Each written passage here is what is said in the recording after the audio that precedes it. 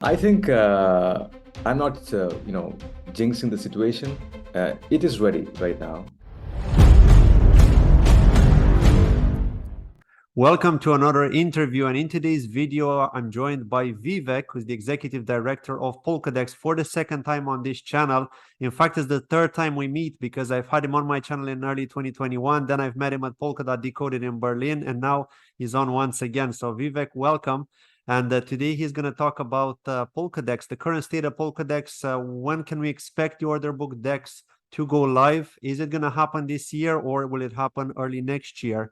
We'll find out the current state from him in today's video, so stay tuned and make sure you don't miss it. Watch till the end because there are some exciting things that are going to be said in today's video. So Vivek, welcome. And how have you been doing? How have been things since the Polkadot Decoded event? Hey, Claudio, it's nice to meet you again. It's a pleasure to be back here talking to you because you've been one of the, early promoters. Like I remember the first interview we had almost a year ago now. Yeah, So, early 2021. I think it was February or March, if I remember correctly. exactly. Yeah, I think it's been a year, more than a year now. Yeah. Oh yes, we have come a long way, and happy to meet you at the Decoded. I hope did you just stay put there, or did you leave immediately after the conference? No, I left straight away after the conference. Yeah, I was only there for a couple of days. Okay, Yeah. okay, great. It was nice to meet you. Yes. Well, I think the project has come a long way, right? I think when we spoke last time, it was about the time we were going for the IDO. Yes. Um, and it was a great success because you can see from the community that we've built over the year is really amazing, right? So we have a very vibrant, one of the most involved community, you can say, in the ecosystem.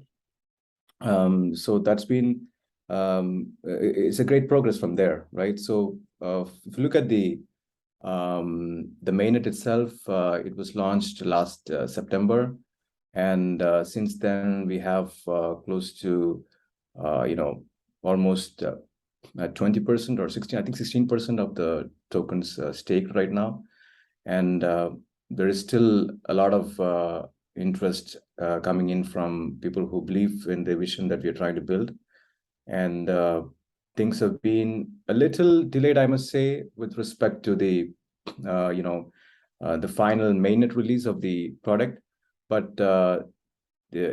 it's all coming together now, and we are expecting the release onto the mainnet anytime in this coming quarter.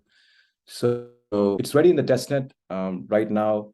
The guys are doing the load testing, and if you are part of the beta program, you can get access to it, and most likely we will have an AMA by one of the project managers, and he will be able to brief on what the product looks like at the moment.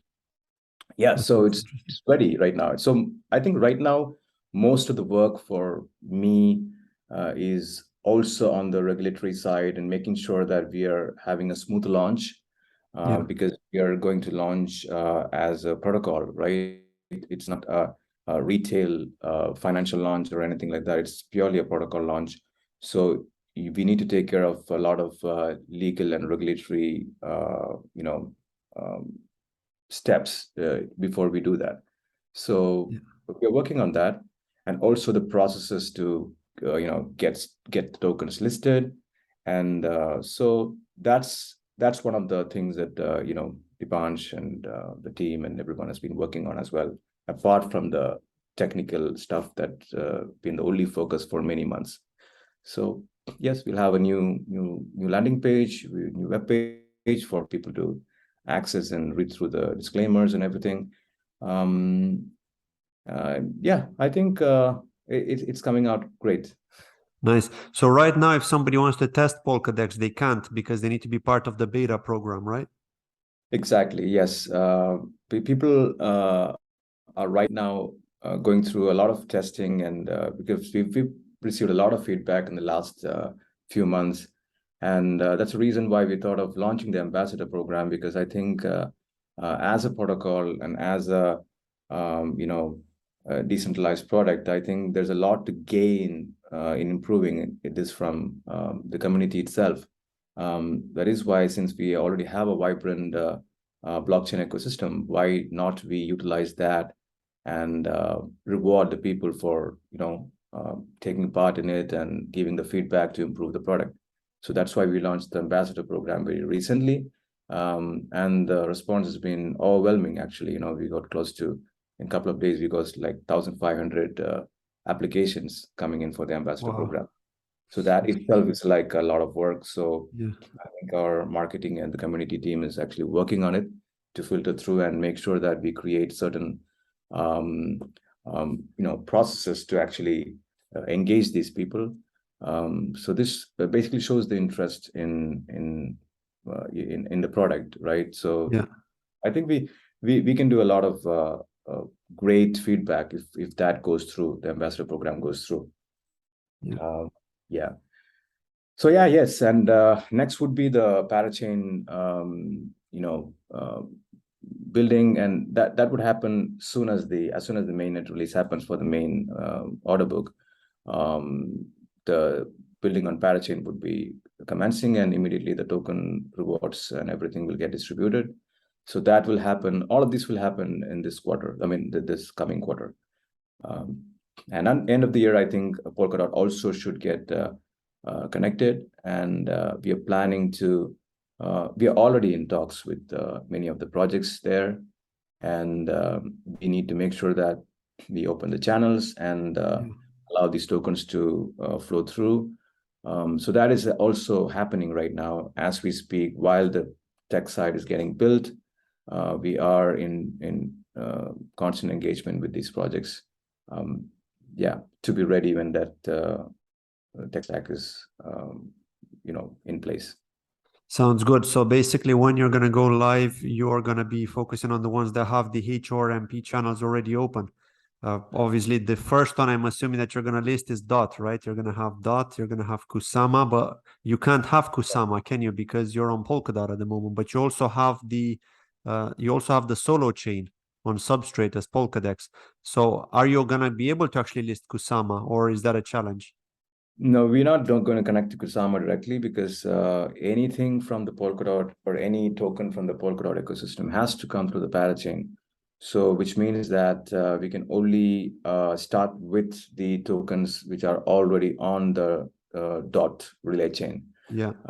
So we will start with that, and the plan is to have both Ethereum and DOT tokens in the first place. So there's a lot of liquidity challenges as well. So that is also something we are working out right now. So to be frank, there's a lot more of non-technical activity that is happening at the moment. We need to plan out the reward mechanisms, the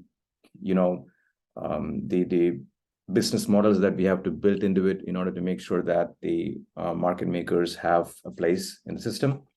Yeah. And also source liquidity from other channels if possible, with their own set of rewards. So all of these are going to be built into it as we launch. So it will kickstart with the DOT ecosystem, yes. But then obviously, we are also planning to have the ERC20 tokens. There are quite a few projects who wants to get listed as. That is also under discussions. But anyway, so that process is going to take a lot of priority in the coming months. Token listing and setting them on the exchange, yes. But we don't want to do a lot of them, but because we want the product to get stabilized in the next 6 months. Yeah. So we won't be trying to commercialize the system in any way. It will mostly be around listing and stabilizing and making sure that people are incentivized for. I mean, not even incentivized. It would be like an open system, like anybody can come in and start trading, and we're trying to reduce as much friction as possible. Yeah. There is no fees, there's nothing, you can just come and trade and give feedback. So that's how the launch is going to be in the initial phase. Yeah, no, that sounds interesting. And you're still going to be the first to launch an order book DEX, which is interesting because you haven't had any competition. I believe Mangara were supposed to do something similar on Kusama, but in the end, they're just a Yeah, DEX. They don't have any order books, at least not at the moment. And I don't know if they're still planning to go that way.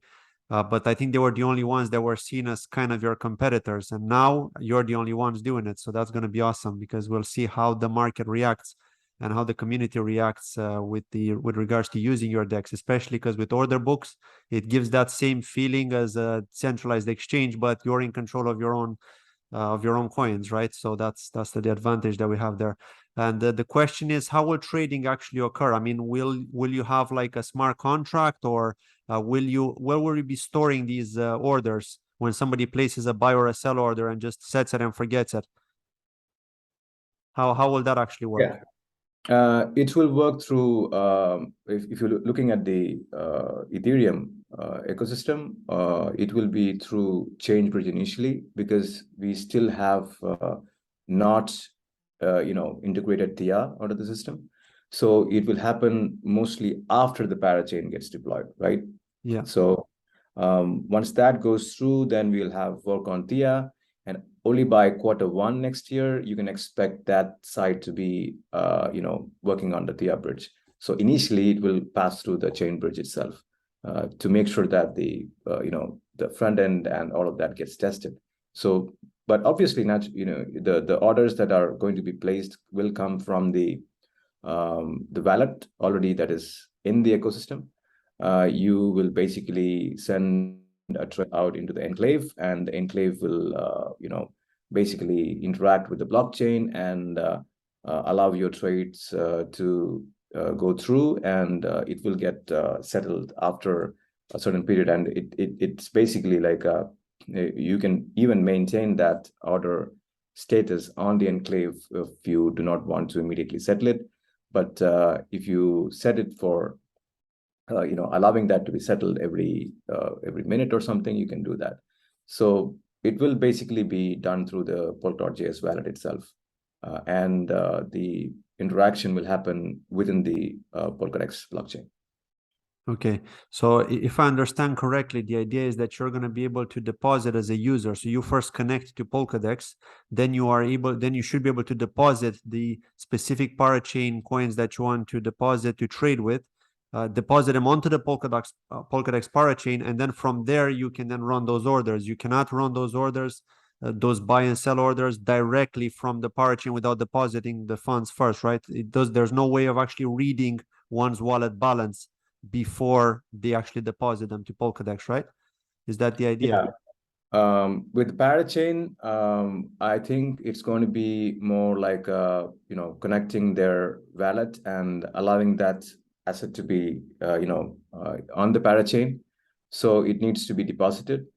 Even in Ethereum's case, it needs to get deposited onto the mainnet, the Polkadex mainnet, and only then the trades will happen. So during that period, it will needs to be locked into a bridge that we have in Chainbridge.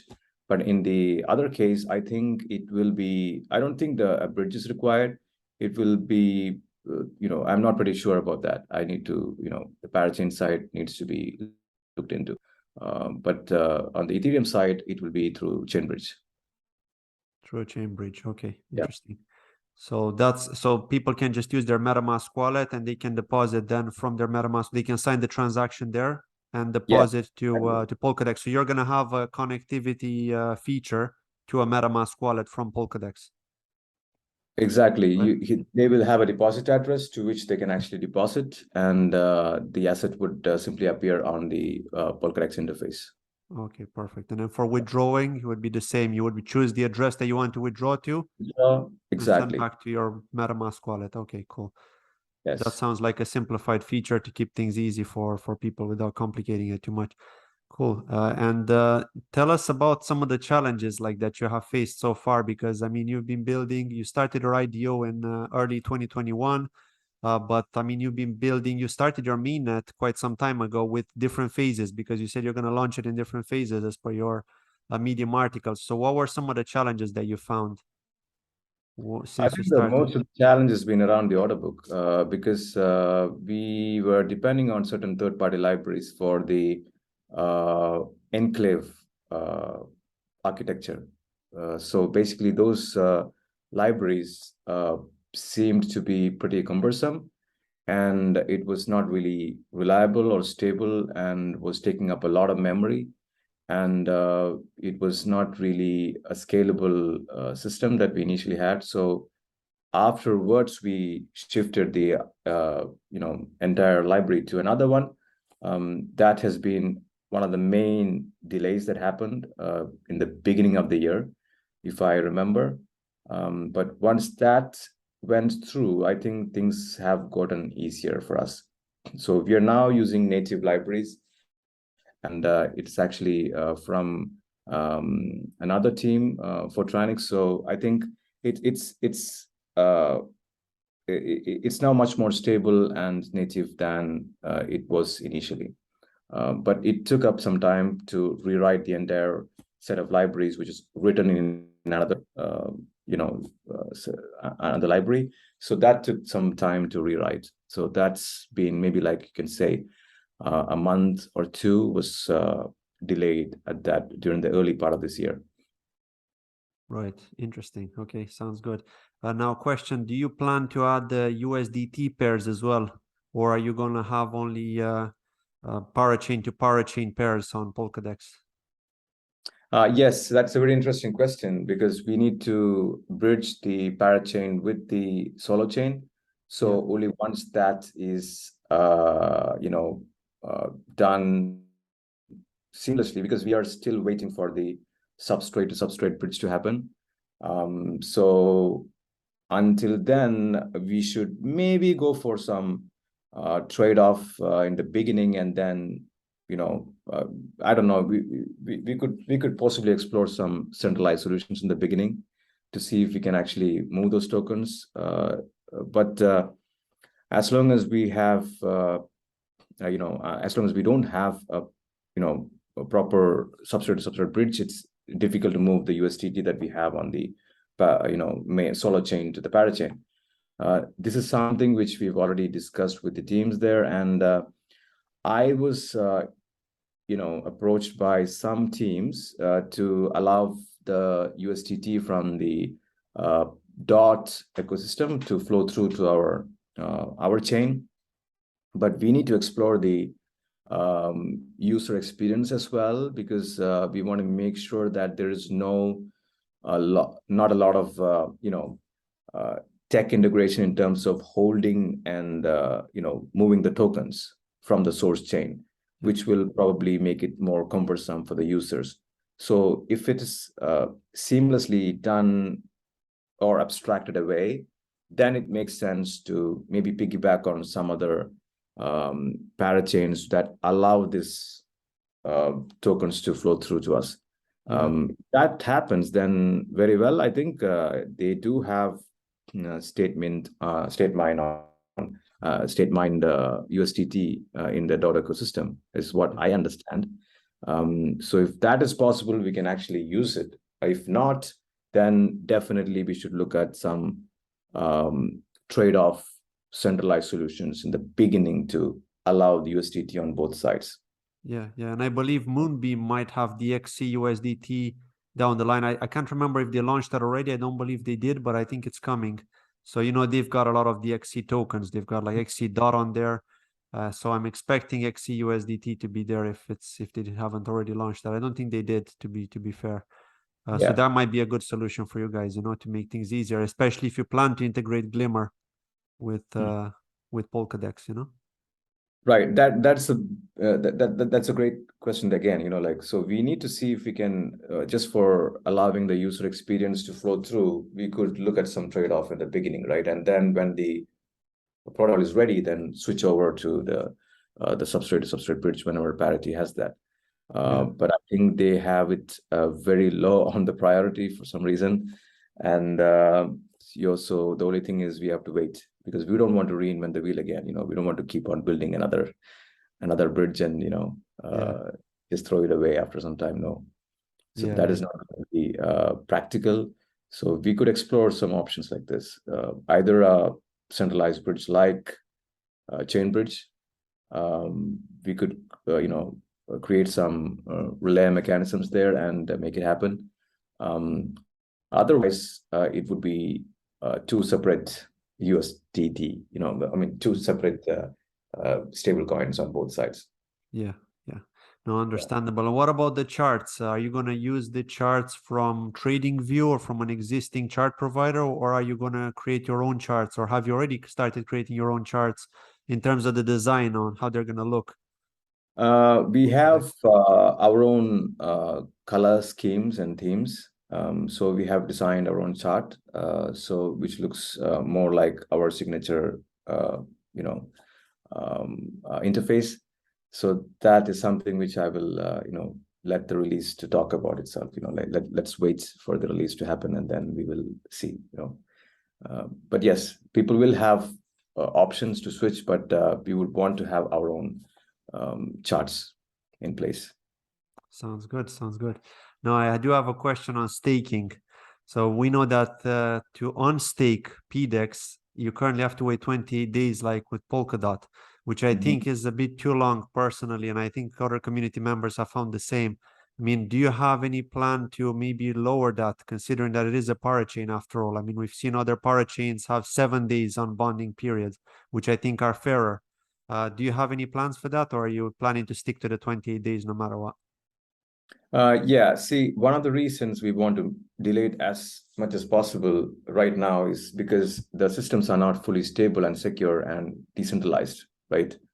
And even in governance palette and most of the palettes, the time delay for settling the transactions is actually quite high. We've just copied from the Polkadot main code.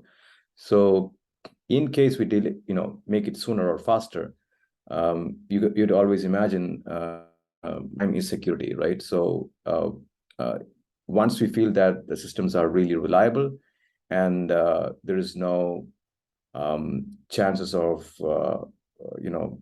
a bad actor, trying to utilize or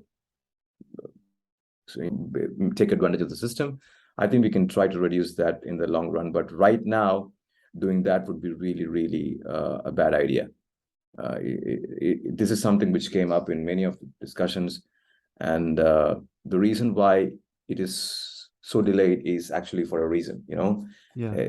If people can unstake and move like on the fly, it also affects the security of the system. Of course, yeah. Right?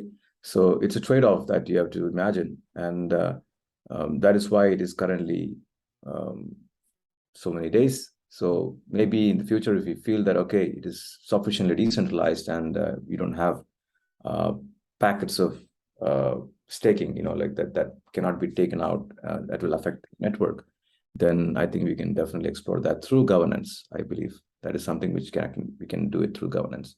Yeah. And a question on the staking rewards. So at the beginning, I think it was around 60% APY. I remember it being really, really high, but now it's dropped to like 30%. So the question is, where do these rewards come from? I mean, from which batch of coins from the total supply do you actually pay out these staking rewards? Did you decide to make a PDEX inflationary, or is that not the case? Yeah, see, PDEX has never been it needs to be inflationary at some point, because what I'm seeing right now is that it is the same reward curve that we have adopted from the Polkadot mainnet, right? So it works on basically like it works on an algorithm that actually optimizes the staking reward at 50% of the total supply staked. Okay. Right. So until it becomes 50% total supply staked, the reward curve continues to increase the inflation. And once it reaches 50%, then it exponentially reduces to discourage people from staking it again, to allow the liquidity to be available for transactions. So this is the exact model that is actually followed by Polkadot right now.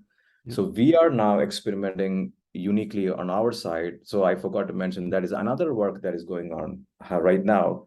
We are actually designing the TIA nodes, which needs to take over the bridging systems to other levels, as you know, right? It will kick in the first quarter next year. So we need to be able to reward those nodes from the same inflation. So we are trying to see what percentage of the inflation should go to the main nodes and what percentage should go to the TIA nodes, because they are responsible for maintaining the security of the assets that are being transferred over. Yeah. Right? But the fact that they have additional incentive for those assets to transfer over from the settlement fees and transfer fees, so it is a different sort of reward mechanism in place there. So which means that you need to have a way to reduce the supply indirectly. At the same time, have enough inflation to reward these people to get their job done, right? So one way is like we will have staking on the TIA side as well. Yeah. So we need to be over collateralized for those assets to come over. So all of these decentralized liquidity pools will have, or these nodes will need to stake almost, twice the amount of asset that are being bridged. Yeah. So which means that you need to have, suppose you're moving $1 million, then definitely you need to have at least a couple of million worth of PDEX locked for the particular TIA node. So this is how you slash the bad actor in case something goes wrong or those decentralized pools get compromised in some reason. There is no single point of attack, but at the same time, those pools are, the pool runners are getting punished for not taking care of their security. So this is how we structure it. So it is sort of an indirect burning, and this will take a lot of PDEX away from the supply and locked forever, right? Because they cannot move it as long as those assets are inside chain. And so this is something we are experimenting with right now, and we are working very closely with because we have our own tokenomics advisor, Matthias. He's been with us for since the beginning of the project. So we have meetings right now, finalizing that structure in place. So right now, the inflation will peak. If you ask me what's happening right now, it will peak at 50% of total stake. Right. Okay. And that is set at, I believe, 10%. Okay. Sounds good. Cool. 10% yearly. Yes. Yeah. That's the. Okay, I have a question now quick question on the Fiat gateway. Do you plan to go live with the Fiat gateway so people can maybe purchase PDEX directly with euros or with USD or some other fiat, or sell it through the Polkadex platform, or will that come later? So Fiat will not come right now. We are not planning to do Fiat right now until the protocol itself is stable. Right. Because that will be the last thing we'll be attempting. And that is why the next quarter and the beginning of the next year, first quarter, will be fully crypto to crypto. That's it. Perfect. Okay. Then second quarter, we have plans to, that's when all of the licenses and all of those structure will come in, and the Estonian regulations, or what we're working on, the European regulations will kick in, when we start integrating Fiat, but not right now. Okay, cool. That sounds good. Thank you for answering all the questions. And now just one final question. In which month do you think we can all celebrate and say, yay, Polkadex is live, we can now trade on the order book DEX? When more or less do you think we could see this happen? I think I'm not, jinxing the situation. It is ready right now. I think I'm not, jinxing the situation. It is ready right now. But I know we are not fully confident of taking it to the mainnet without doing some more tests, because mainnet is a huge deal. So we need to take enough preparatory measures. Things are working right now, And since we're not putting any limits on the funds that can be moved, we are a little skeptical, a little bit more careful before we move to the mainnet. Right now, we are testing with simulating for 50 pairs of tokens on the enclave. That load testing is going on right now. It was happening yesterday and I think today as well. So if everything goes well, we will see. We can put a date on it. But definitely, I think it should not be. It will happen this year. Yeah, definitely, yes. Okay. Absolutely, no question about that. The release will happen this year, but I'm not jinxing it. We're planning by this month end, but probably could get pushed to maybe early October. Okay, sounds good. Sounds good. People So can we're getting actually very see close. Yeah, very, very close. I think people in the testing team or Final testing phase right now, basically. Final testing phase right now. Yes, Okay. it's under testing. Yes. Perfect. Cool. Thank you very much, Vivek. I appreciate it. And as always, if you have any questions, you can always join their Telegram group. I will be posting a link in the description of this video and a pinned comment as well for the link to the Polkadex website if you want to check them out. Vivek, thank you once again for joining, and I'll have you on again in the near future once the order book is live and everything is functional. We'll of course have more questions about the future functionalities of Polkadex and what you'll be planning next. Thank you very much, and I'll see you in the next video. Bye-bye.